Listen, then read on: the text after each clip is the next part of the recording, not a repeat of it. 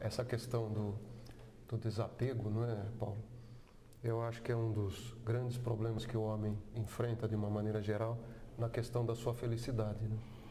Existe uma frase, eu não sei se é budista, mas é do meio budista, que diz: eu tenho tudo que se eu deixasse de ter não me faria falta. Não é? Então isso inclui todos os aspectos, né? Os bens materiais, os entes queridos, não é? Então, se nós passarmos a pensar somente nisso, dá para ter uma ideia do desapego que se fala nesse sentido, né? Veja bem, é profundo, né? A eubiose, ela admite a reencarnação. Sim. Então, admitindo a reencarnação, não sobre o conceito espírita, puramente sobre o conceito espírita, ela é bem mais amplo o conceito de reencarnação da eubiose.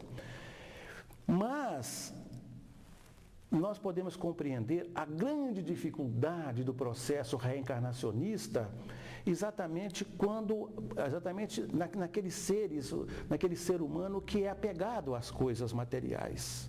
O processo de volta dele, ou de libertação, o processo de volta dele está diretamente em relação com o processo dele se libertar dos bens materiais. Enquanto ele não se liberta dos bens materiais, mesmo tendo deixado a matéria, através da morte, que nós sabemos que é aparente, porque do lado de lá a vida continua, mas se do lado de lá ele continua apegado às coisas materiais, o seu processo de reencarnacionista torna-se muito sofrido, muito difícil, porque enquanto ele não deixa aquilo, ele não consegue, vamos dizer assim, vencer as etapas que vão permitir que ele retorne a uma nova vida, a uma nova etapa na sua evolução através de um novo corpo, de um adestramento. Esse é aquele sujeito que não larga o osso por nada. Então é isso aí.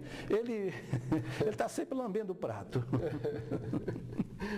Paulo, o nosso templo em São Lourenço é dedicado a todos os seres da humanidade. Qual o sentido disto?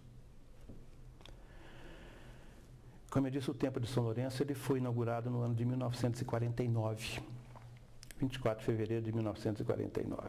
A Sociedade Brasileira de Eubiose existe desde o ano de 1924, fundada pelo professor Henrique José de Souza, aqui no Brasil, por ser o Brasil o local predestinado por lei, predestinado por um problema cíclico evolucional, como a sede de uma nova civilização, de um novo ciclo evolucional da humanidade, etc, etc. E isto é feito através dos homens, é claro, sempre o homem que realiza, mas há uma inspiração divina em torno disso. Há uma impactação universal, cósmica, e sempre por trás está o que nós denominamos Deus, e que é Deus, desse aspecto que nós vimos, dessa visão que temos. Então, são necessários os templos, como eu já disse aqui no início. O Templo de São Lourenço foi dedicado, quando foi criado, ele foi dedicado a todas as religiões, porque a eubiose ela tinha como missão primeira unir todas as religiões.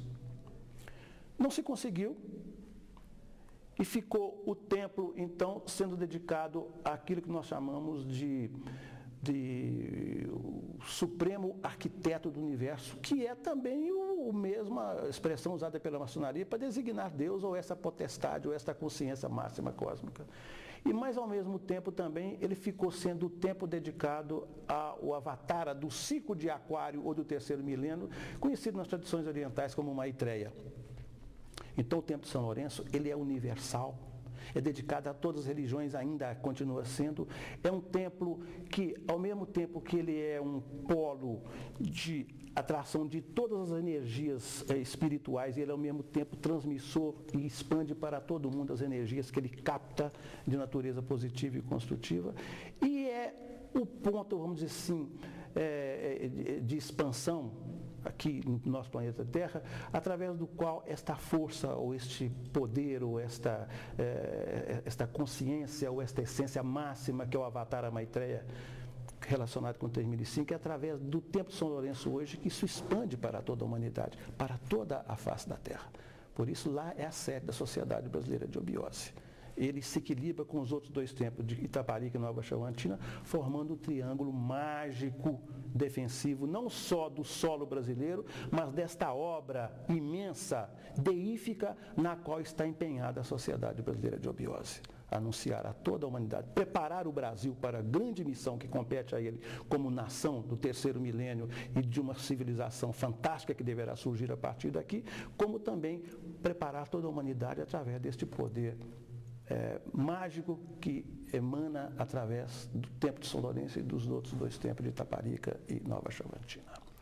Ou seja, aquela história de que Deus é brasileiro tem um fundinho de verdade, porque o universo conspira a nosso favor. Não é um fundinho não, eu digo que Deus é brasileiro mesmo. É claro que mesmo sendo brasileiro, ele não vai favorecer apenas os brasileiros, porque Deus é justo. Correto.